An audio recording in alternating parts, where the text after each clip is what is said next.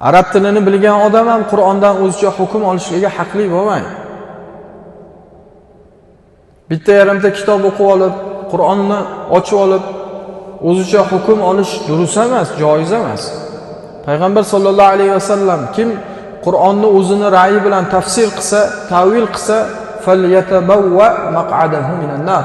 Jahannamdan o'ziga joy hozirlabdi deydi.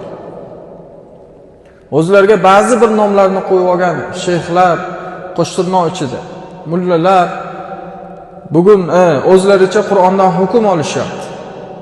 Qur'ondan o'zlaricha tafsir aytishyapti va o'zlari ham adashishyapti, boshqalarni ham adashishligiga sababchi bo'lishyapti. Ochiq aytamiz, masalan, jihodga taalluqli bo'lgan oyat kalimalarni buzib talqin qilishyapti.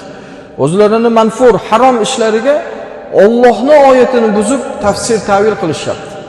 Hijratga, shahidlikka taalluqli bo'lgan oyatlarni buzib talqin qilishyapti.